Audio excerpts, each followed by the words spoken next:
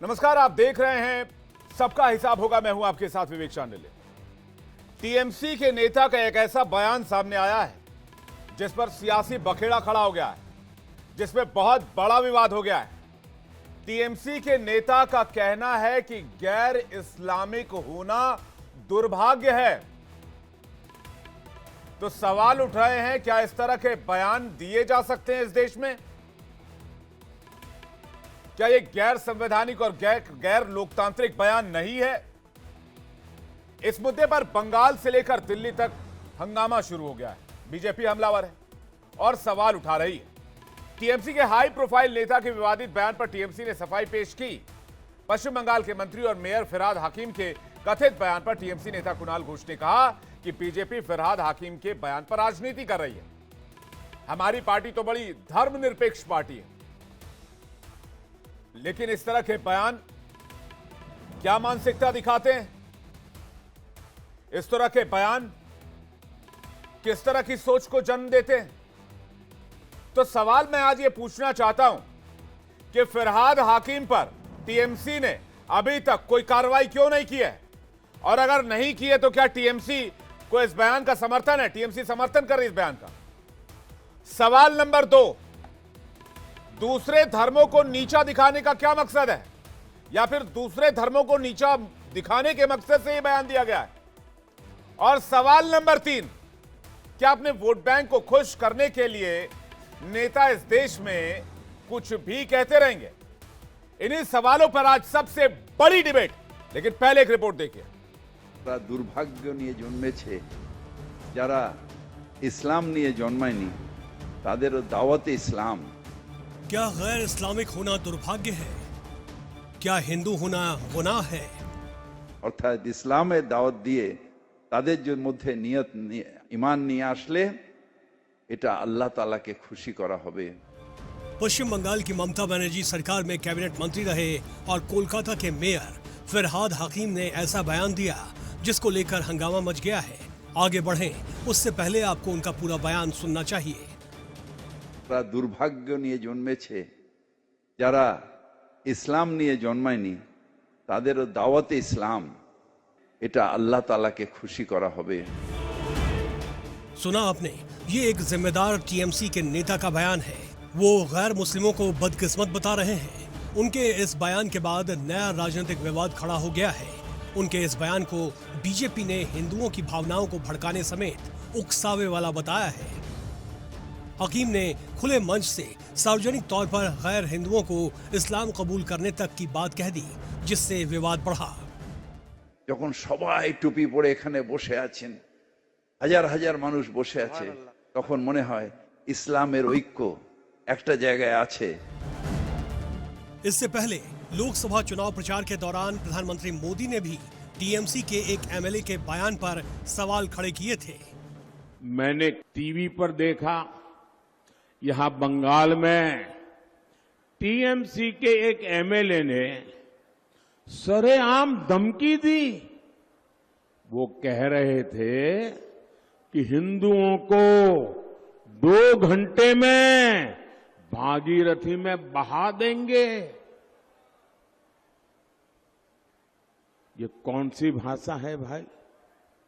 ये कौन सा पॉलिटिकल कल्चर है? हिंदुओं को बहा दोगे? वाकई क्या हालत हो गई है? बंगाल में हिंदुओं के साथ क्या हो रहा है? ऐसा लग रहा है यहां हिंदुओं को बंगाल में टीएमसी की सरकार ने यहां हिंदुओं को 2ym दर्जे का नागरिक बना करके रख दिया है। बहरहाल टीएमसी नेता के इस बयान के बाद सियासी बखेड़ा खड़ा हो गया है और सवाल भी उठ रहे हैं कि जिनकी सरकार है, क्या उनके जिम्मेदार नेता को इस तरह के बयान से बचना नहीं चाहिए?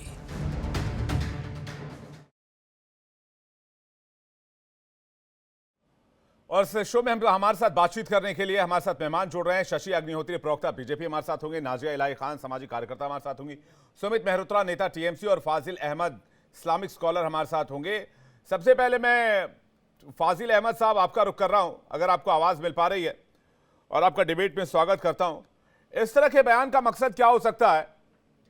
अगर कोई नेता ये कहे कि इस्लाम में अगर कोई पैदा नहीं हुआ है तो वो बदकिस्मत है, और किसी नेता का यह बयान हो।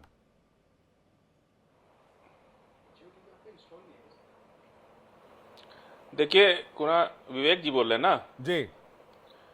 विवेक जी, देखिए वो एक मुस्लिम कार्यक्रम में संबोधित कर रहे थे और कुरान के बारे में मदरसे के बच्चों के बीच में थे।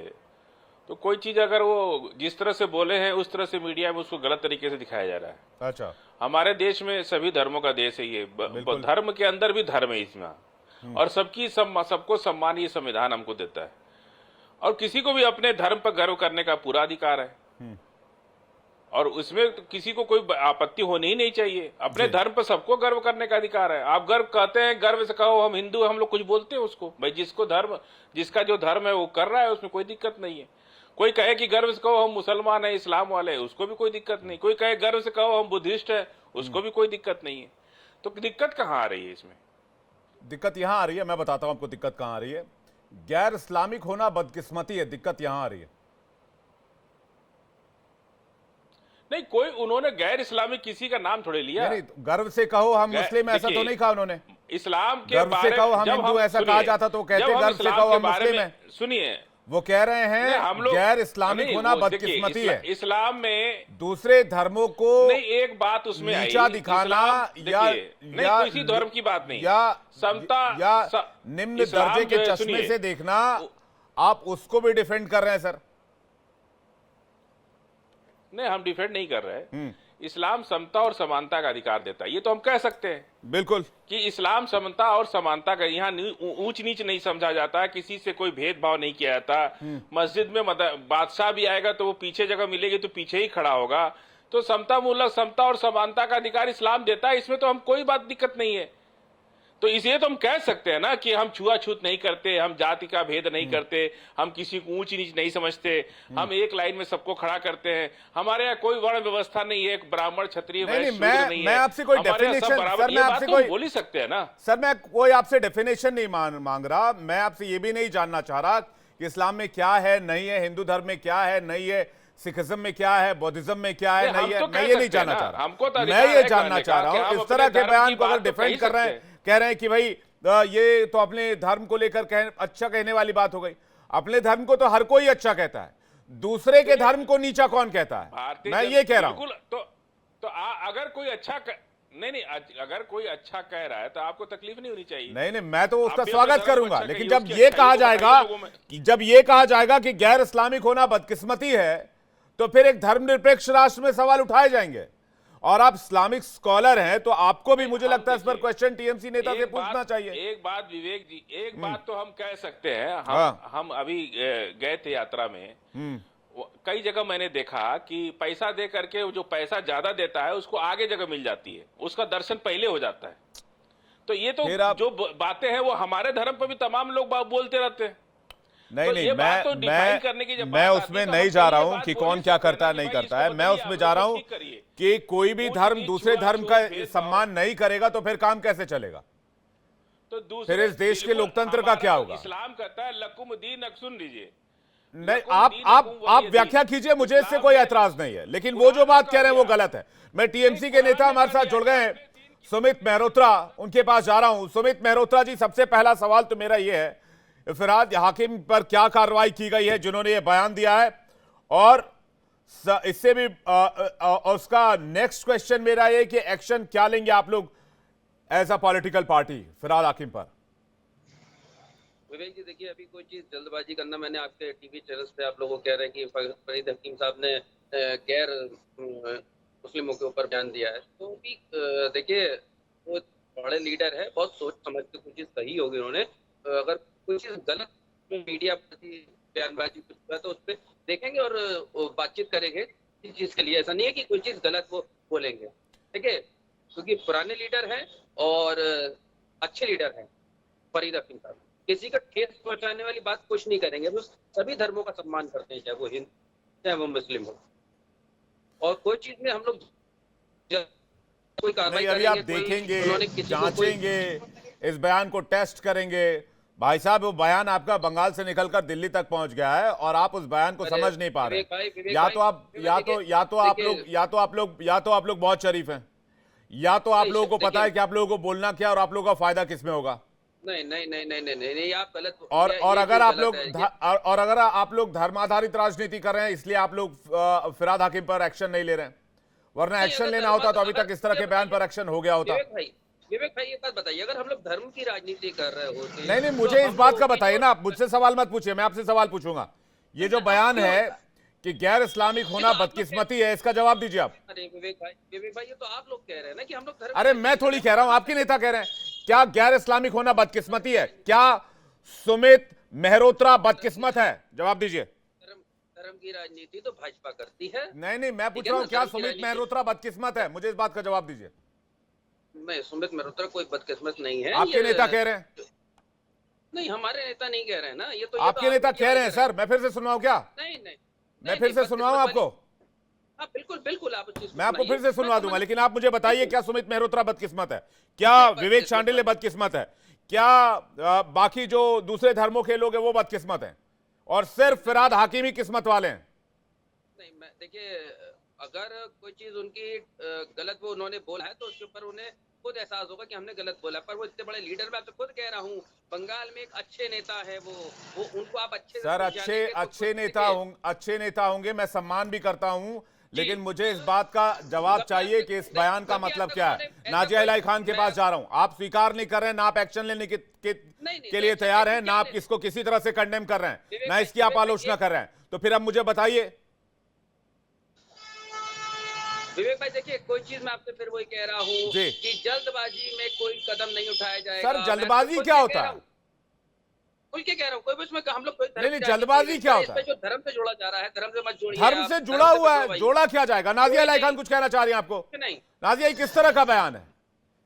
ये बहुत ही एंटी नेशनल स्टेटमेंट है और फरहाद हकीम साहब जो ममता बनर्जी साहिबा के लाडले मंत्री हैं और कलकत्ता के मेयर हैं, वो मुस्लिम अपीजमेंट, मुस्लिम तुष्टीकरण की राजनीति करने में बड़े माहिर हैं।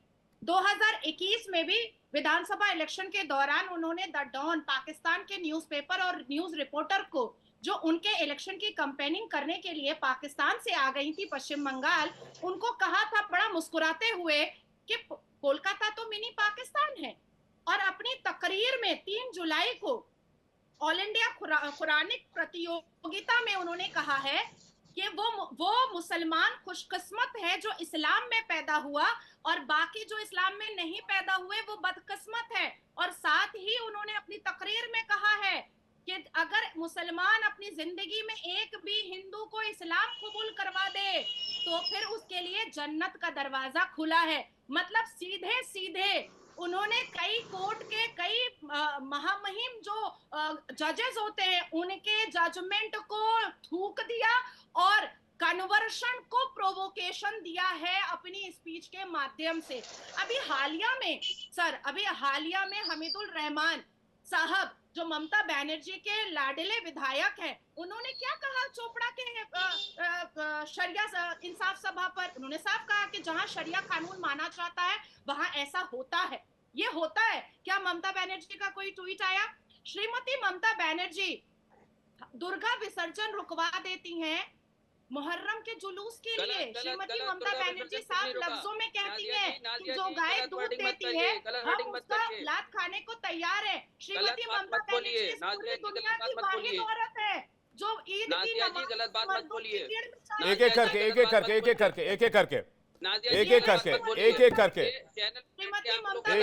सर, एक एक करके। भारतीय जनता पार्टी को अगर मुसलमान वोट करेगा तो ठीक है। अल्लाह कभी माफ नहीं करेगा। अरे मुझे बताइए ना, 2014 में मुसलमानों ने वोट करा था, 2019 में वोट करा था। भारतीय जनता पार्टी के खिलाफ जो मैं है देखिए, वो जिहाद होगा। मैं एक एक करके नाजिया, एक एक करके मैं मेहरुद्दीन रंगरेज के पास जाऊं, से पहले बीजेपी के पास जा रहा हूं। वोट नहीं करे तो आप मैं एक सेकंड सुमित जी, मैं आ रहा हूं आपके पास वापस, थोड़ा सा इंतजार कीजिए। मैं बीजेपी के हमारी गेस्ट की तरफ जा रहा हूं जो हमारे साथ इस वक्त जुड़ी हुई हैं, उनके पास चलते हैं। और मेरा सवाल यह है कि टीएमसी के नेता कुणाल घोष कह रहे हैं कि बीजेपी इस मामले पर राजनीति कर रही है, बीजेपी को और कोई मुद्दा नहीं मिलता है। शशि अग्निहोत्री जी, क्या बीजेपी इस मामले को तूल दे रही है? देखिए, ये जो आज इशू उठा है ये कोई नया इशू नहीं है। ये तृणमूल सरकार, तृणमूल कांग्रेस ने बार बार इसको विभिन्न रूपों में इस मुद्दे को उठाया है। तृणमूल के मंत्री जहाँ इस्लामीकरण या मुस्लिमों का तुष्टीकरण कर रहे हैं, वहाँ उनकी जो सभानेत्री है, जो उनकी अध्यक्ष है, वो भी यहाँ तक कि इतना ज्यादा तुष्टीकरण कर रही है कि तारकेश्वर मंदिर श्राइन बोर्ड के चेयरमैन बना दिया गया फिरहाद हकीम को। क्या उनके दल में कोई हिंदू नेता नहीं था जिसको बनाया जाता तारकेश्वर मंदिर श्राइन बोर्ड का चेयरमैन? क्यों फिरहाद हकीम को ही बनाया गया? क्योंकि फिरहाद हकीम ने 2019 साल में बोला था गार्डन रिच में कि इसको मिनी पाकिस्तान हम लोगों को बनाना है। ये मिनी पाकिस्तान हो गया है, अब हमको मटिया बुर्ज को मिनी पाकिस्तान बनाना है। आज उनका ये वक्तव्य कोई नया वक्तव्य नहीं है। बार बार हर इलेक्शन के पहले बाद में उनका ये वक्तव्य रहा है, उनका ये भाषण रहा है, और उनके नेता नेत्रियों का उनके ऊपर आशीर्वाद रहा है कि तुम इस तरह का वक्तव्य रखो जिससे यहाँ पर इस्लामी तुष्टीकरण हो सके। इसी जोर पर के विधायक, जो चोपड़ा के विधायक है, उन्होंने कहा कि अगर ये इस्लामिक राष्ट्र होता तो यहाँ पर इसी तरह की सजा दी जाती है जिस तरह से ऑल इंडिया की न्यूज, नेशनल न्यूज हुई थी कि वो एक लड़के और लड़की को इस तरह बुरी तरह पीटा गया था। तो कंगारू कोर्ट में इस तरह के फैसले आते हैं। मुस्लिम तुष्टीकरण की राजनीति पिछले 13 साल से यहाँ पर ममता बनर्जी कर रही है, और जिस तरह से यहाँ की सरकार चल रही है, अगले 10 वर्षों में मुझे तो डर है कि हम हिंदू माइनॉरिटी हो जाएंगे। और जहां तक बात उठती है कि धर्म को राजनीति में बीच में ना लाया जाए, तो 1947 साल से लेकर जब से देश का बंटवारा हुआ है, भारत और पाकिस्तान धर्म के आधार पर ही विभाजित हुआ था। तो राजनीति में धर्म और धर्म में राजनीति हमेशा रही है। मैं इस विषय में नहीं। लेकिन ये तो गलत बात है। इस तरह से अगर कोई रिमार्क दे रहा है, मेहरुद्दीन रंगरेज जी, आप क्या कहेंगे अगर इस तरह के बयान? मैं शशि जी, मैं आ रहा हूं आपके पास वापस। मैं AIMIM का भी पक्ष जान लेता हूं। मेहरुद्दीन रंगरेज इस पर क्या सोचते हैं? प्रवक्ता है AIMIM पार्टी के, मुसलमानों के जो झंडा बरदार खुद को कहते हैं AIMIM वाले। आखिर इस तरह के बयान की क्या मतलब है मेहरुद्दीन रंगरेज जी? ये किस तरह की मानसिकता है? देखिए, एक पार्टी, देखिए विवेक जी, एक पार्टी कहती है कि हिंदू खतरे में है और एक पार्टी कहती है कि मुसलमान खतरे में है। मेरी तो समझ में नहीं आ रहा देश किस तरफ जा रहा है।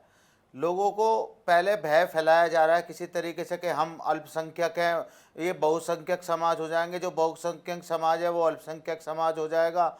ये नैरेटिव जो व्हाट्सएप यूनिवर्सिटी का है और जो भाजपा जिसमें कामयाब हो रही है धीरे धीरे, ये लोग भी इन बातों को जो है स्वीकार कर रहे हैं। और कैसे 20 करोड़ लोग अगर 700 साल भी 700-800 साल लग जाएंगे, जो अगर मुसलमान जिस आबादी से आज बढ़ रहा है। रंगरेज जी, हमने आपके साथ बहुत डिबेटें कर ली कि कौन खतरे में है और कौन सुरक्षित है।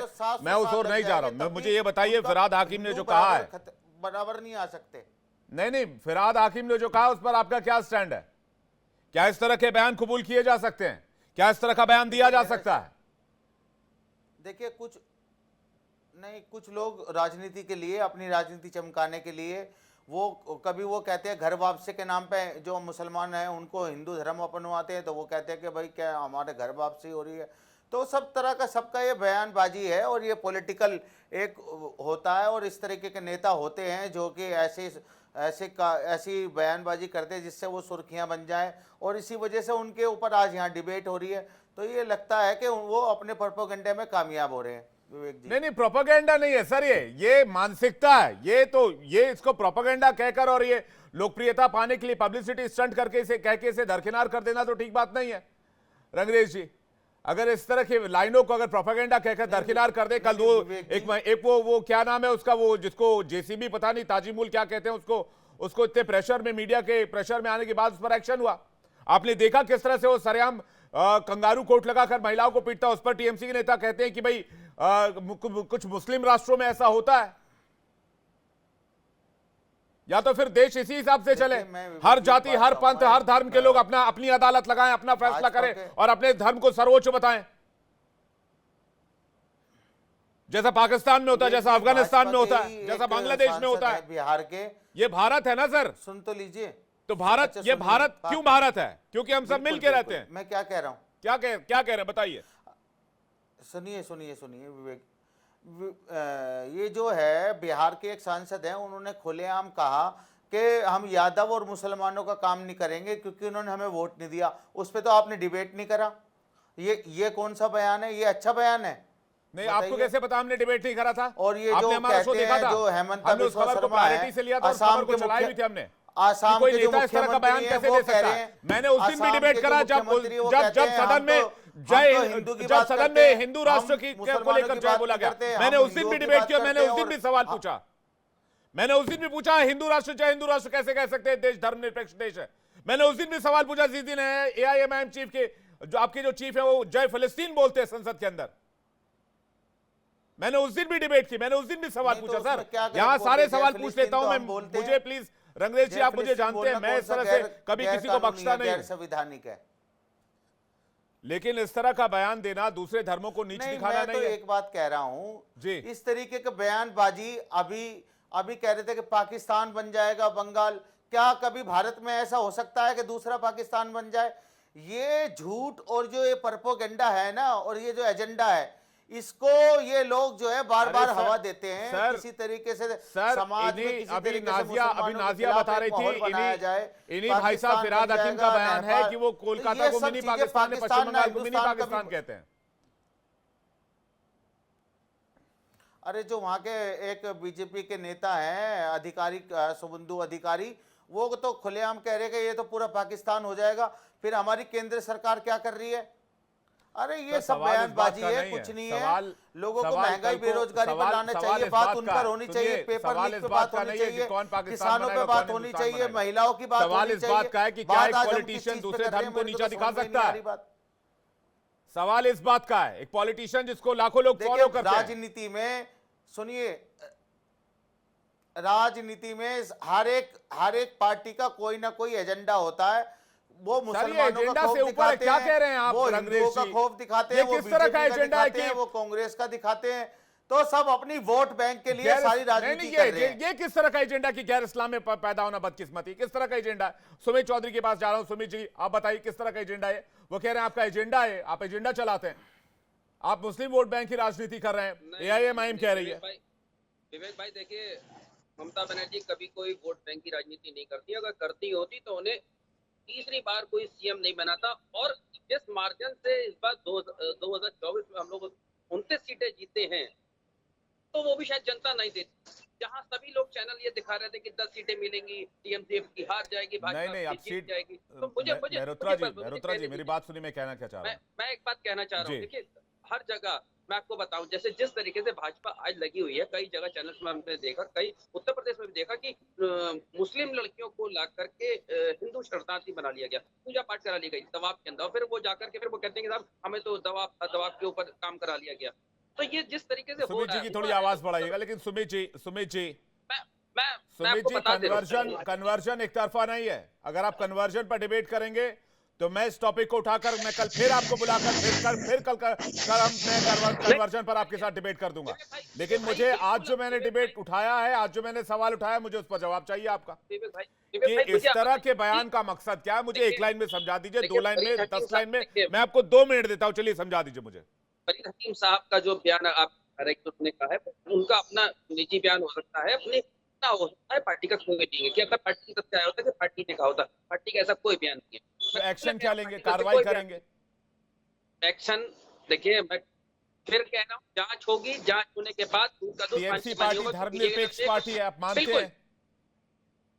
जांच होगी, क्यों नहीं जांच होगी? आप मुझे बताइए। नहीं, आप जांच कीजिए, लेकिन मुझे बताइए टीएमसी एक धर्मनिरपेक्ष पार्टी है, मुझे धर्मनिरपेक्ष पार्टी होने के नाते आपने कहा कि उनका निजी बयान हो सकता है। आप लोगों ने एक बयान चलाया, 150 लोग मर गए। आपने अब तक पूछा कि बाबा जी कहते थे हर व्यक्ति के ऊपर कार्रवाई होगी, आप लोगों के लिए अपनी जिम्मेदारी से बचने का एक सिंपल सा आइडिया हो गया है कि अपनी जिम्मेदारी मीडिया कर्मियों पर डाल दीजिए।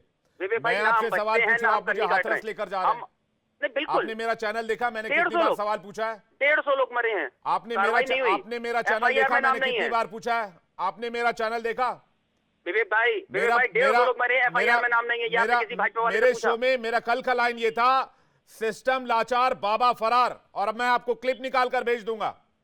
बिल्कुल भेजिएगा विवेक भाई, मैं देखूंगा। बड़ी खुशी होगी। धमके की चोट के साथ कह रहा हूं आपसे, मैं आपको क्लिप निकाल के भेज दूंगा। अरे भाजपा के लेकिन प्रवक्ता आप साहब मुझे बैठे यहाँ हैं, इसका आपने- जवाब दीजिए। आपने उनसे पूछिए। आप मुझे इसका जवाब दीजिए फिरहाद हाकिम का। आप मुझे हाथरस मत लेकर जाइए, मुझे पता है मुझे क्या करना। आप बताइए आप इसका क्या करेंगे। मैं आपसे कि कहा ना, वो उनका गैर अपना निजी मुस्लिम बयान होना होता है, बदकिस्मत पार्टी का है। ऐसा कोई बयान नहीं है। पर हाँ, इस चीज को देखा जाएगा, अगर उन्होंने कुछ कहा है तो इसके ऊपर उनसे बात करके उनसे खुद कहा जाएगा कि इसका आप माफी मांगिए। पहले जांच कराएंगे, जांच का विषय है, जांच का विषय है। मैं आपको बिल्कुल। अब मैं पीसीआर से रिक्वेस्ट करूंगा, प्लीज वो बयान रेडी रखिएगा, मैं दर्शकों को सुनाऊंगा। लेकिन फाजिल अहमद जी इस तरह से कह देने से कि ये मामला जांच का विषय है, सारी जिम्मेदारियां पूरी हो जाती हैं। टीएमसी एक राष्ट्रीय पार्टी है, पिछले 3 टेन्योर से पश्चिम बंगाल में है, ममता बनर्जी सीएम है, पूरे प्रदेश का वो ख्याल रखती हैं। लेकिन दूसरी तरफ क्या होता है, कंगारू कोर्ट लगाए जाते हैं। वहां के एक नेता कहते हैं गैर इस्लामिक होना बदकिस्मती है। देखिए विवेक जी, अभी किसी ने कहा तुष्टीकरण की राजनीति कर रहे हैं, तो अयोध्या में इतना भव्य कार्यक्रम किया सरकार, प्रधानमंत्री ने जाके उस मंदिर का उद्घाटन किया, और ऐसे हजारों कार्यक्रम इस देश में चलाए जाते हैं। 4 लाख दीपक जलाया गया सरकारी पैसे से, वो सब तुष्टीकरण नहीं था। उस तुष्टीकरण पे बात नहीं होती है, उस पर भी तो बात करना चाहिए ना। किसी सरकार का काम है जनता की सेवा करना, जनता के दिए हुए पैसे कर को जनता के सेवा में खर्च करना। 4 लाख दीपक जला करके आपने भव्य कार्यक्रम किया और वहीं के लोग रो रहे हैं कि हमको पैसे, घर तोड़ दिया गया, हमको पैसा नहीं मिला। वो भी तो हमारे देश के नागरिक हैं, दलित हैं, अछूत हैं, उन नीच हैं, उनको कौन कह रहा है ये बात? उनको गरीब समझ के पैसा नहीं दिया जा रहा है, उनका कोई लीडर नहीं है, उनको पूछने वाला कोई नहीं है। जिनका घर तोड़ गया अभी इस इलेक्शन में, तो और देख लीजिए वहां की जनता ने क्या रिजल्ट दे दिया, जिसको लेकर के पूरे देश में आपने ढिढोरा पीटा, वहां से भी आपका क्या स्थिति रहा। तो ये सब बातें करना कि तुष्टीकरण उनके लिए होता है, तुष्टीकरण तो सभी कर रहे हैं, ये भी तो तुष्टीकरण कर रहे हैं, ये कहां छोड़ रहे हैं? हम तो ये पूछ रहे, 4 लाख दीपक जला दिए, हजारों करोड़ रुपया दीपक जला दिए, उतना पैसा तो वहां के गरीबों को जो घर तोड़े आप उनको पैसा नहीं दिए। जी विद रिस्पेक्ट मैं आपसे पूछता हूं, 4 लाख अब इसी पे बोलिए ना, आप ही जरूरी बोल दीजिए। भाजपा से तो आप पूछेंगे नहीं। फाजिल अहमद जी मैं पूछ लूंगा, भाजपा से सवाल पूछने में मुझे कोई दिक्कत नहीं है, और आप अगर मेरे साथ हमेशा बैठते हैं, आप मेरा शो देखते हैं, तो आपको शायद पता होगा मैं सबसे सवाल पूछ लेता हूँ। नहीं, आप ही बता दीजिए हमको 4 लाख कि तुष्टीकरण कौन कर रहा है। मेरी बात तो सुनिए, 4 लाख दिया जलवाने से किसी की बेइज्जती हो गई, किसी धर्म को नीचा दिखाया गया? सर वो पैसा सरकार का था ना, उसमें हमारा भी जीएसटी, मुसलमान का भी जीएसटी लगा है, सिख का भी लगा है, ईसाई का भी लगा है। किस धर्म को, किस धर्म नहीं नहीं, सुनिए सुनिए सुनिए, रुक जाइए। दिखाया गया से नहीं, मेरे इस सवाल देश का जो कर का पैसा है वो देश की सभी धर्मों का पैसा है। आप कह रहे हैं आप एक धर्म पे नहीं खर्च कर सकते। तकलीफ है 4 लाख दिए जलने से? नहीं तकलीफ नहीं, खुशी है, लेकिन उनका जो घर तोड़ दिए वो पैसा उनको दे दिए होते। आपको लग रहा है कि भाई 4 लाख दिए जले तो आपको नहीं, तकलीफ हो रही है? भगवान नाराज हो गए, पहली बात नहीं, भगवान नाराज हो गए, छोड़ दिए साथ, हार गए चुनाव। या तो भगवान से आपकी बातचीत हुई हो तो आपको पता हो भगवान नाराज है। लीजिए, जिसकी मुझे उनकी खुदे बात होती है। नहीं, मुझे एक बात बताइए, 4 लाख दिए जलाने से किस धर्म का अपमान हुआ? तुष्टीकरण करने के बाद फाजिल अहमद जी मुझे बताइए, 4 लाख दिए जलाने से किस धर्म का अपमान हुआ? सबके धर्म का पैसा लगाया ना उसमें। नहीं तो अपमान बुद्ध किसका धर्म के हुआ लिए भी मुझे खर्च बताइए करना ना, चाहिए, मुझे इस्लाम पे भी खर्च कौन करना से चाहिए, धर्म का अपमान ईसाई पे हुआ? भी इस्लाम खर्च का करना अपमान हुआ चाहिए। 4 लाख दिए जलाने से? अरे भाई वो जो 4 लाख दिया जला उसमें आप मुझे बताइए कौन से धर्म का अपमान हुआ? ईसाई का भी लगा ना, हिंदुओं का बुद्धिस्ट अपमान का हुआ, भी लगा ना। मुसलमानों का अपमान हुआ, सिखों का अपमान हुआ, बुद्धिस्टों का अपमान हुआ, जैनियों का अपमान हुआ। 4 लाख दिए से किसका अपमान हुआ? दलित समाज के पिछड़े समाज। फिरहाद हाकिम के बयान से सभी धर्मों का अपमान हुआ, बुद्धों का अपमान हुआ, सिखों का अपमान हुआ, जैनियों का अपमान हुआ, पारसियों का अपमान हुआ, हिंदुओं का अपमान हुआ, क्योंकि जो गैर इस्लाम नहीं हुआ किस्मत है। लेकिन 4 लाख दिए जलाने से अगर आपको तकलीफ है तो मुझे बताइए 4 लाख दिए जलाने से किसको परेशानी है भाई? आप तकलीफ ये हुई, हाँ अब आप उस बोलिए, पैसे से वहां के जो गरीब जो दिए का तेल बटोर रहे थे ना, वो देखा था आपने उनको, आप भी तो दिखाए थे हमको। और 4 लाख दिए न्यूयॉर्क से बन के आए थे। उसी दिया का तेल फाजिल अहमद 4 लाख मिट्टी के दिए न्यूयॉर्क से बन के आए थे। वो हिंदू थे कि नहीं थे? नहीं, और 4 लाख दिए जिन्होंने बनाए वो कौन थे? दिया का तेल बच्चे इकट्ठा कर रहे थे। अरे भाई साहब, वो बच्चे इस देश के नागरिक हिंदू थे कि नहीं थे? भाई साहब मुझे एक बात बताइए, 4 लाख 4 लाख अब आप देखिए 2 चीजें कर रहे हैं बच्चे थे। एक तो डिबेट से आप डिरेल करवा रहे हैं टॉपिक को, दूसरा मुझे ये बता दिए 4 लाख दिए जो बने वो न्यूयॉर्क से तो बन के आए नहीं होंगे, वो इसी देश में बने होंगे। लेकिन आपने मेरे सवाल का जवाब दिया नहीं। दिया जलाने से क्या किसी धर्म का अपमान हो सकता है? फिरहाद हाकिम तो मुंह से जबान से कह रहे हैं कि भाई साहब गैर मुस्लिम होना बदकिस्मती है। तुष्टीकरण कर रहा है। आप तुष्टीकरण पे डिबेट कीजिए, मुझे उससे कोई एतराज नहीं है फाजिल अहमद जी। कर रहे हैं ना आप तुष्टीकरण पे 1000 सवाल पूछिए, मुझे उससे कोई दिक्कत नहीं है, लेकिन मुझे इस सवाल का जवाब दे आपको दीजिए। लगा कि तुष्टीकरण है ये? दिया जलाने, सुनिए, दिया जलाने से तुष्टीकरण हुआ, ये मानते हैं आप? अयोध्या में दीपोत्सव मनाने से आपको लगता तुष्टीकरण है होता है? तुष्टीकरण है? अयोध्या में दीपोत्सव मनाने से तुष्टीकरण होता है? लीजिए, और ममता बनर्जी तुष्टीकरण कर रहे हैं या नहीं, तो फिरहाद हाकिम सही बोल रहे हैं, इसका मतलब क्या है? फिरहाद हाकिम सही बोल रहे हैं। अभी आपने कहा किसी धर्म को नहीं, अभी आपने कहा फिरहाद हाकिम सही बोल रहे हैं, ममता बनर्जी तुष्टीकरण नहीं कर रहे। इस्लाम में पैदा हुए, इसमें कोई बुराई है? नहीं, तो मैं हिंदू, इसमें कोई बुराई है? या सुमित मेहरोत्रा हिंदू है, बुराई है? सूर्य मैथिली जी हिंदू है, बुराई? वर्ण व्यवस्था है, हिंदू है, बुराई है? छूत है, जहां ऊंच नीचे, उसको तो सूर्य मैथिली जी हमारे साथ जुड़ गए, उनके पास जा रहा हूं। सूर्य मैथिली जी, फिरहाद हाकिम का बयान आपने सुना होगा और हर कोई इस पैनल पर उस बयान को एक तरह से डिफेंड करता नजर आ रहा है। हालांकि सुमित जी की मैं बात आपको कोट कर देता हूं। एक तो टीएमसी नेता कुणाल घोष ने कहा है कि बयान पर राजनीति की जा रही है, और हमारे साथ सुमित जो है टीएमसी नेता, उन्होंने कहा है कि इस बयान की जांच करवाई जाएगी और इस बयान के तह तक जाया जाएगा। अगर इसमें कुछ गलत होगा तो उनको माफी मांगनी चाहिए इस बयान पर। लेकिन क्या इस तरह के बयान अपीजमेंट है या फिर इस देश की जो गंगा जमुनी तहजीब है उसको खत्म करने की साजिश? धन्यवाद विवेक जी। पहले तो आपको और पूरे देश को भारत माता की जय, वंदे मातरम। और ये जो चर्चा हो रही थी, अनफॉर्चुनेटली कुछ टेक्निकल प्रॉब्लम की वजह से मैं शुरुआत में नहीं जुड़ पाया, लेकिन लगातार मैं सबके कमेंट सुन रहा हूं। जिस प्रकार की बात सुमित मेहरोत्रा जी ने कही कि हम चेक कराएंगे, ये तो विवेचना का विषय है, अगर उन्होंने कहा है तो फिर हम उनको बोलेंगे, रिक्वेस्ट करेंगे कि आप इसका खंडन जो है वो प्रसारित कर दीजिए। ये फिरहाद हाकिम वही है ना जी, जो कि खुली गुंडाई करते हुए अभी संसदीय चुनाव में भी देखे गए, उससे पहले भी लगातार ममता बनर्जी दीदी के राइट हैंड है, और जो चाहते हैं वो करते हैं। बंगाल की पुलिस इनके सामने बेसुध है। और ये वही है जब बीएसएफ का दायरा 10 किलोमीटर से बढ़ाकर 50 किलोमीटर किया गया था, तो कलकत्ता की सड़कों पर गुंडाई करती हुई फोटो जिनकी आई थी, उनमें फिरहाद हाकिम का भी फोटो। महत्वपूर्ण बात, अभी मेहरुद्दीन रंगरेज जी की भी बात में सुन रहा था कि ये तो जी प्रोपोगेंडा है, हर एक पार्टी का अपना जो है वो एजेंडा होता है। तो मैं बता देना चाहता हूं कि देखिए, एजेंडा आप लोगों के लिए होगा, तुष्टीकरण आपका मामला है। हम अपने धर्म के प्रति पूरी तरह से समर्पित रहते हैं, और ये जो बयान है ये सीधा सीधा अपमान है देश के 100 करोड़ हिंदुओं का। और अभी जो तेल की बात कर रहे थे ना कि वो सरकारी पैसे से तेल, सरकारी पैसे से तेल, तुमको मैं बता देना चाहता हूं कि इस देश का जो 98% टैक्स पेयर है वो हिंदू है, और हमारी ही टैक्स की भीख पर आप लोग पलते हो और आप लोग सब्सिडी मांगते रहे। 60 साल तक आपको देश के टैक्स पेयर के पैसे की भीख पर ही हज की सब्सिडी मिलती रही, जकात मिलती रही। वो जाके जो आप वो एयरपोर्ट पे पहुंच के 2000 जो वो दिनार लेते थे ना, वो हमारे टैक्स के पैसे पे था। इसलिए ज्ञान यहाँ पे देने की आवश्यकता नहीं। दूसरी चीज देखिए, ये फिरहाद हाकिम ने जो कहा वो इस देश के हिंदुओं को ललकारा है उन्होंने। मैं आपको बता देना चाहता हूं विवेक भाई, क्योंकि बंगाल की स्थिति तो सबको पता है, वहां पर जिस प्रकार से अवैध घुसपैठिए लगातार घुसपैठ कर रहे हैं जी। मैं अगली लाइन, मैं सूर्य मैथिल जी अगली लाइन पे जाता हूं। वो दरअसल हो क्या रहा था, मैं दर्शकों को भी बताता हूं। हो ये रहा था कि एक ऑल इंडिया कुरान प्रतियोगिता आयोजित की गई थी, उसमें हिस्सा लेने के लिए गए थे। उसमें उन्होंने कहा कि जो लोग इस्लाम में पैदा नहीं हुए हैं वो बदकिस्मत हैं।